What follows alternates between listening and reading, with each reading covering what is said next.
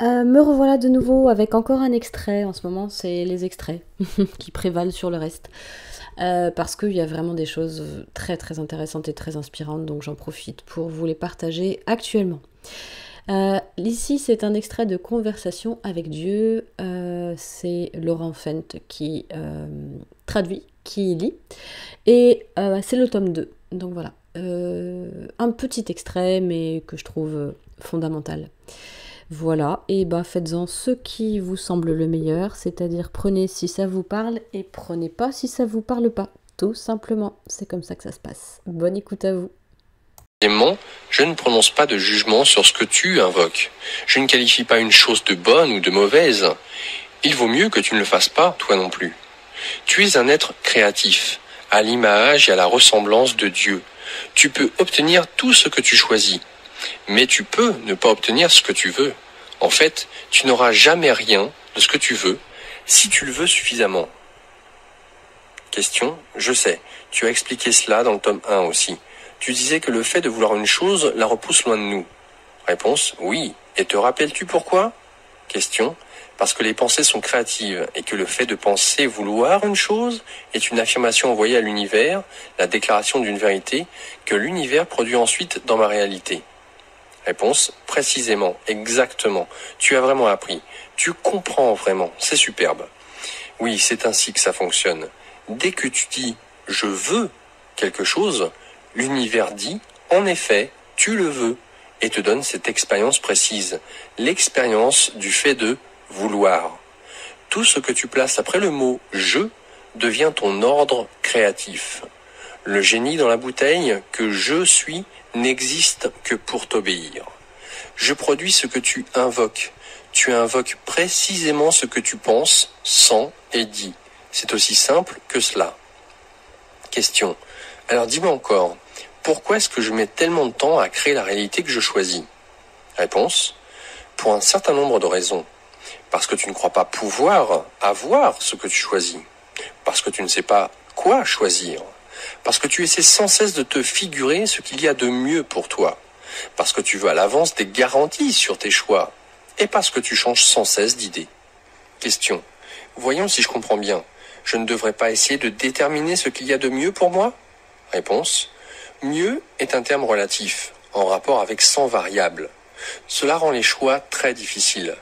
Il ne devrait y avoir qu'une seule considération lorsqu'on décide quoi que ce soit. Est-ce que cela affirme qui je suis? Est-ce que cela annonce qui je choisis d'être? Toute la vie doit être une telle déclaration. En fait, toute la vie en est une. Tu peux laisser cette déclaration se faire par hasard ou par choix. Une vie vécue par choix est une vie d'action consciente. Une vie vécue au hasard est une vie de réaction inconsciente. La réaction n'est que cela, une action que tu as déjà accomplie. Lorsque tu agis, tu évalues l'information qui entre, fouille ta banque de mémoire à la recherche de la même expérience ou presque, et agis de la même façon qu'avant. C'est un travail de l'esprit et non de l'âme. Ton âme voudrait que tu fouilles sa mémoire pour voir comment tu pourrais créer une expérience véritablement authentique de toi dans l'instant présent. C'est l'expérience d'introspection dont tu as si souvent entendu parler, mais tu dois littéralement perdre la tête pour la faire. Lorsque tu passes ton temps à essayer de découvrir ce qui vaut mieux pour toi, tu perds ton temps. Mieux vaut gagner du temps qu'en perdre. Perdre la tête est une façon magnifique de gagner du temps. Les décisions sont rapides, les choix sont rapidement activés, parce que ton âme ne crée qu'à partir de l'expérience présente, sans examen, ni analyse, ni critique des rencontres passées. Rappelle-toi ceci, l'âme crée, l'esprit réagit. Dans sa sagesse, l'âme sait que ton expérience, en cet instant, t'a été envoyée par Dieu avant que tu en aies conscience. C'est ce qu'on entend par l'expérience présente. Même si tu la cherches, elle est déjà en route vers toi, car avant même que tu ne demandes, je t'aurais répondu. Chaque instant présent est un glorieux cadeau de Dieu. Voilà pourquoi on l'appelle le présent. L'âme cherche intuitivement la circonstance et la situation parfaite qu'il te faut à chaque instant pour guérir d'une pensée fausse et te donner l'expérience légitime de qui tu es vraiment. L'âme désire te ramener à Dieu, te ramener chez toi, vers moi. L'âme veut se connaître de façon expérientielle, et ainsi me connaître, car l'âme comprend que toi et moi ne faisons qu'un, même si l'esprit nie cette vérité et que le corps agit à partir de ce déni. Par conséquent, au moment de grandes décisions, perds la tête et cherche ton âme. L'âme comprend ce que l'esprit ne peut concevoir. Si tu passes ton temps à essayer d'imaginer ce qui vaut mieux pour toi, tes choix seront prudents, tes décisions s'éterniseront et ton voyage débutera sur une mer d'attente. Si tu ne fais pas attention, tu vas te noyer dans tes attentes. Question.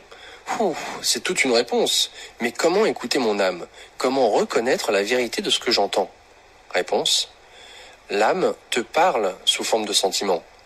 Écoute tes sentiments. Suis tes sentiments. Respecte tes sentiments. Question. Pourquoi me semble-t-il que le fait de respecter mes sentiments est précisément la cause de mes problèmes? Réponse.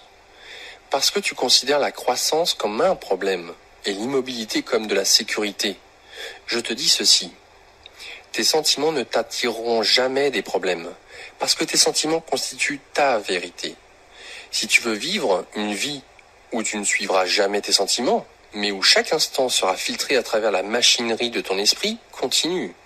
Prends des décisions à partir de l'analyse que fait ton esprit de la situation, mais ne cherche pas de joie dans de telles machinations, ni de célébration de qui tu es vraiment. Rappelle-toi ceci, la célébration véritable n'a rien à voir avec l'esprit. Si tu écoutes ton âme, tu sauras ce qui vaut mieux pour toi, car ce qui vaut mieux pour toi est ce qui est vrai pour toi. Lorsque tu n'agis qu'à partir de ce qui est vrai pour toi, tu accélères ton parcours sur la voie. Lorsque tu crées une expérience fondée sur la vérité présente, plutôt que de réagir à une expérience fondée sur une vérité passée, tu produis un nouveau toi. Pourquoi faut-il autant de temps pour créer la réalité que tu choisis? Voici pourquoi. Parce que tu n'as pas vécu ta vérité. Connais la vérité et la vérité te libérera. Mais lorsque tu auras connu ta vérité, cesse de changer d'idée à son propos. C'est ton esprit qui essaie d'imaginer ce qui vaut mieux. Arrête, sors de ta tête, reviens à tes sens. Voilà ce que veut dire revenir à tes sens. C'est un retour vers ta façon de sentir et non de penser. Tes pensées ne sont que des pensées, des constructions mentales, des créations inventées, entre guillemets, par ton esprit. Mais tes sentiments, eux, sont réels. Les sentiments sont le langage de l'âme, et ton âme est ta vérité. Voilà. Alors, est-ce que cela t'est clair? Question. Est-ce que ça signifie que nous devons exprimer chacun de nos sentiments, même s'ils sont négatifs ou destructeurs? Réponse. Les sentiments ne sont ni négatifs ni destructeurs, ce ne sont que des vérités. Ce qui importe, c'est ta façon d'exprimer ta vérité. Lorsque tu exprimes ta vérité avec amour, cela entraîne rarement des résultats négatifs ou blessants, mais, le cas échéant, c'est habituellement parce qu'un autre a choisi de faire l'expérience de ta vérité d'une façon négative ou blessante. Dans un tel cas, tu ne peux probablement rien faire pour éviter le résultat. À coup sûr, il serait peu approprié de ne pas exprimer ta vérité. Mais c'est ce que les gens font tout le temps. Ils ont si peur de provoquer ou d'affronter un désagrément potentiel qu'ils dissimulent complètement leur vérité. Rappelle-toi ceci, ce qui compte, ce n'est pas tellement la façon dont un message est reçu que celle dont il est envoyé. Tu ne peux te rendre responsable de la façon dont un autre accepte ta vérité. Tu ne peux que faire en sorte qu'elle soit bien communiquée. Et par bien, je ne veux pas seulement dire clairement, je veux dire de façon aimante, compatissante, sensible, courageuse et complète. Cela ne laisse aucune place aux demi-vérités, à la vérité brutale, ni même à la pure vérité. Cela veut dire la vérité, toute la vérité, rien que la vérité. Que Dieu vous vienne en aide. C'est le « que Dieu vous vienne en aide » qui apporte les qualités divines d'amour et de compassion, car je t'aiderai à toujours communiquer de cette façon si tu me le demandes. Alors oui, exprime ce que tu appelles tes sentiments les plus négatifs, mais pas de façon destructrice. Ne pas exprimer ou expulser tes sentiments négatifs ne les fait pas disparaître. Cela les garde à l'intérieur. La négativité retenue, entre guillemets, taxe le corps et alourdit l'âme. Question.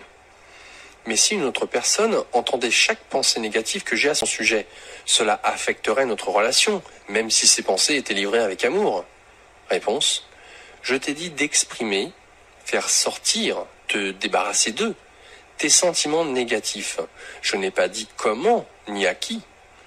Il n'est pas nécessaire de partager toute négativité avec la personne à propos de laquelle elle est ressentie. Communiquer ses sentiments à l'autre n'est nécessaire que lorsque ton silence pourrait compromettre ton intégrité ou inciter l'autre à croire une fausseté. La négativité n'est jamais un signe de vérité ultime, même si, sur le coup, elle paraît être ta vérité. Elle peut surgir d'une partie de toi qui n'a pas été guérie. En fait, c'est toujours le cas. C'est pourquoi il est si important de laisser sortir ces choses négatives, de les libérer. Ce n'est qu'en les libérant, en les mettant là, en les plaçant devant toi, que tu pourras les voir de façon suffisamment claire pour savoir si tu les crois vraiment. Vous avez tous dit des choses laides, pour ensuite découvrir que, une fois dites, elles ne semblaient plus vraies. Vous avez tous exprimé des sentiments, peur, colère, rage, pour ensuite découvrir que, une fois exprimés, ils ne révélaient plus votre état véritable. Ainsi, les sentiments peuvent être délicats. Les sentiments sont le langage de l'âme, mais tu dois t'assurer d'écouter tes véritables sentiments, et non un modèle contrefait, une construction de ton esprit. Question. Oh mon vieux, alors là, maintenant, je ne peux même pas me fier à mes sentiments, bravo. Je pensais que c'était la voie qui menait à la vérité. Je croyais que c'était ce que tu m'enseignais. Réponse, c'est vraiment ça. C'est vraiment ce que je t'enseigne. Mais écoute, car c'est plus complexe que ce que tu en comprends maintenant. Certains sentiments sont des sentiments véritables, c'est-à-dire des sentiments nés dans l'âme, et certains sont contrefaits. Ces derniers sont des constructions de ton esprit. Autrement dit, ce ne sont pas du tout des sentiments, ce sont des pensées déguisées en sentiments. Ces pensées sont fondées sur ton expérience antérieure et sur l'expérience des autres telle que tu l'as observée. Tu vois quelqu'un grimacer en se faisant extraire une dent. Tu grimaces lorsque tu te fais extraire ta dent. Cela ne fait peut-être même pas mal, mais tu grimaces de toute façon. Ta réaction n'a rien à voir avec la réalité. Elle ne concerne que ta perception de la réalité, fondée sur l'expérience des autres ou sur un événement de ton passé. Le plus grand défi des êtres humains, c'est d'être ici et maintenant, de cesser d'inventer des histoires. Cesse de créer des pensées à propos d'un instant présent, un instant que tu t'es envoyé avant d'y avoir pensé. Sois dans l'instant, rappelle-toi, tu as envoyé cet instant en cadeau à ton soi. Cet instant contenait le germe d'une vérité immense. C'est une vérité que tu voulais te rappeler. Mais dès que le moment est arrivé, tu t'es mis à construire des pensées à son propos. Au lieu d'être dans l'instant, tu t'es tenu à l'extérieur de l'instant et tu l'as jugé. Puis tu as réagi. C'est-à-dire tu as agi comme tu l'avais déjà fait. Alors regarde ces deux mots. Réaction, création. Remarque que c'est le même mot. Seul le C a bougé. Lorsque tu vois les choses correctement, tu produis une création plutôt qu'une réaction. Question. C'est très habile. Réponse. Eh bien, Dieu est comme cela. Mais tu vois, ce que j'essaie de te dire, c'est que lorsque tu accueilles chaque instant d'une façon claire, sans pensée préalable, tu peux créer qui tu es, plutôt que de rejouer qui tu as déjà été. La vie est un processus de création et tu continues de la vivre comme si c'était un processus de représentation. Question. Mais comment un être humain rationnel peut-il ignorer son expérience antérieure à l'instant où une chose se produit ? N'est-il pas normal de se rappeler tout ce qu'on sait à son sujet et de réagir à partir de cela ? Réponse.